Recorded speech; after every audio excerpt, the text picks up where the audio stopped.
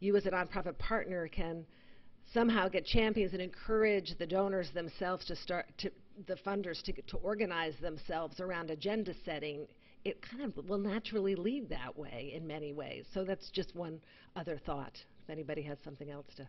Well, I think, oh, go ahead, please. Just goes back to the idea of if you're still fighting the same battles that you were fighting 12 years ago, it's a lack of that collective impact that keeps you there. And if you're able to articulate that to the donor community, we're going to be here again in 12 years if we don't bring together the groups of people who can really make change on this issue and build that movement.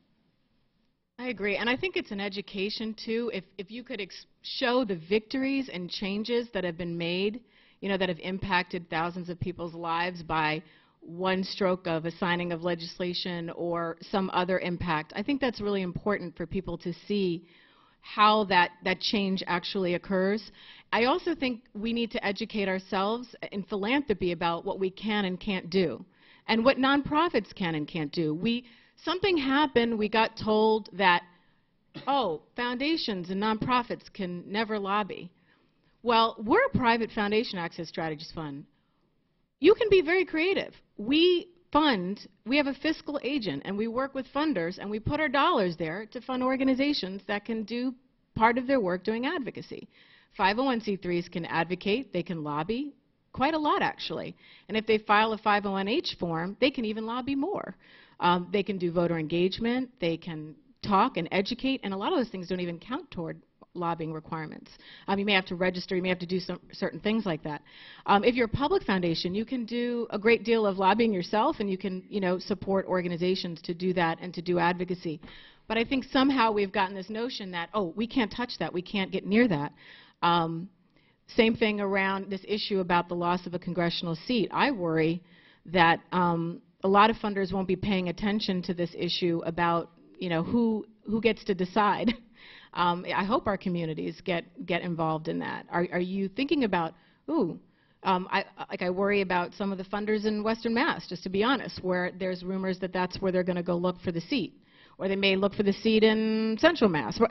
What does that mean for your giving, and what does that mean for your community? So I think we do need to do a lot of education, and also try a test. Like the example I said about the Housing First program, they did pilots, you know, and they funded a little policy and they funded a little advocacy, and does this work? Let's just see, does this actually work? If we have some of our portfolio for direct services and some of it for advocacy, what was the impact? And they found it was worthwhile. So even if you're a little hesitant to try, your board is, you know, you can try in smaller ways. And I also think the disability community has a much greater barrier. And I know AGM, I'm working with them on a program to work with funders on funding people with disabilities. People say, I don't fund that. Well, everything you do affects people with disabilities. And so you have that added barrier to help us understand, wait a minute, no, it has to do with healthcare, it has to do with democracy, and it has to do with housing. Great. Just a quick point on that. I love advocacy. I think it's critical and a very important role for the community to play, and the organizations playing that role are really, really important. And I think philanthropy at times too has to not be afraid of it. I mean, I remember a few years back, people remember I was doing some organizing work around Corey work. And I remember the first time I had that conversation with a set of people around, hey, I think this is an area we should do some work and focus on. I remember people saying, that's nice that you're going to do that, you know. And so there weren't a whole lot of takers, you know, in terms of being supportive in that particular controversial kind of a strategy. But that when I look back and now I see some of the changes and some of the things that have occurred related to it, it was because we stepped out of our comfort zone and did some things or educated the community around a particular issue. And it had some changes. And I think philanthropy has to do more of that. In terms of some recent things that, you know, we're doing in Brookline, Brookline recently adopted a pilot policy. And so we are convening the community around pulling people together to help them educate what exactly that is, payment in lieu of taxes, you know, and the role that nonprofits and others play in terms of helping out our struggling cities and towns regarding the financing and all the issues that relate to that. And I know Dave's done a lot of work on that as well as part of a panel recently related to that. So, you know, there are times when, you know, we have to really embrace really challenging and difficult kinds of issues and really talk about them. And then I think finally, I think the organization, the work that you're doing is so critical, and I would hope that organizations like yours don't get discouraged with this sort of thing. I think it's just, it is a tough market out there. There are people out there who have no interest in funding advocacy, you know,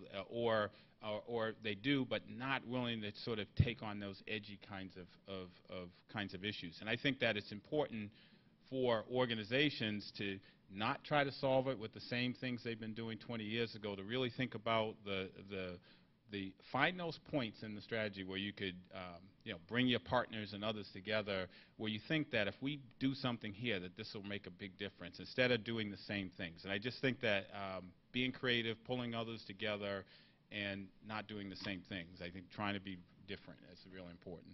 Thank you. Other questions? Yes, over here.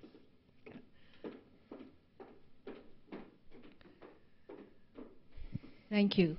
I'm Ruth Bramson. I'm the CEO of the Girl Scouts of Eastern Massachusetts, and we serve 45,000 girls.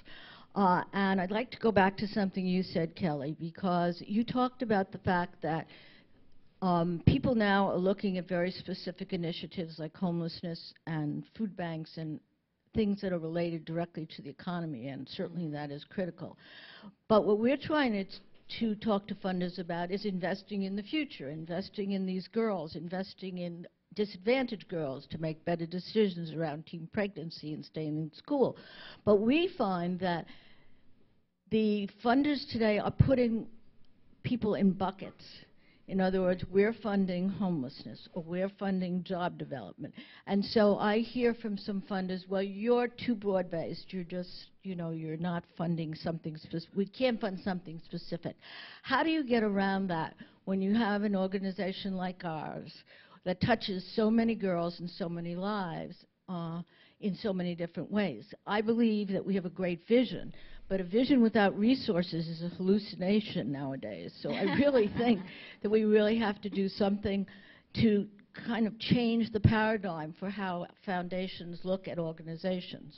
Well, might I frame that too, just as we're talking about the state of the sector, kind of the challenges when there are so many immediate needs right now, and so many foundations are really, you know, wanting to fill those as the government is stepping back to, and the needs are so great. And then there's still, you know, there are the long-term investment opportunities there, and sort of how does one balance that? Any thoughts about that from the panel?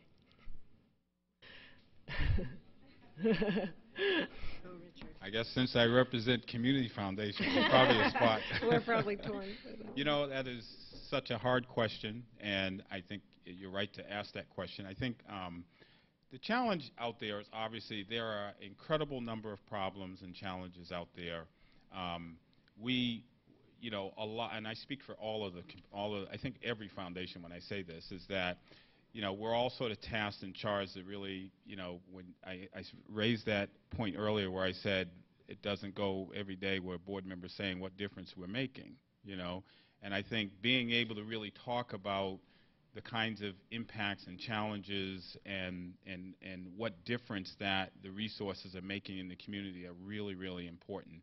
And I think, you know, we just have to, all of us, do a much better job with telling those kinds of stories about the impact that, you know, a girls-only program might have, or an impact that, you know, this other organization is having in the community, so that we can talk about those things and make the case better for them. Because I think that that's what we all struggle with. Those of you who have been program officers in the past, you can think about hanging on an issue that you really know that this is something important, and being able to have the evidence to be able to really talk about it in a way where, you know, this is really making a difference here, and this is how we can help impact it. It is tough, I will say that, particularly with all the choices and issues that are out there today.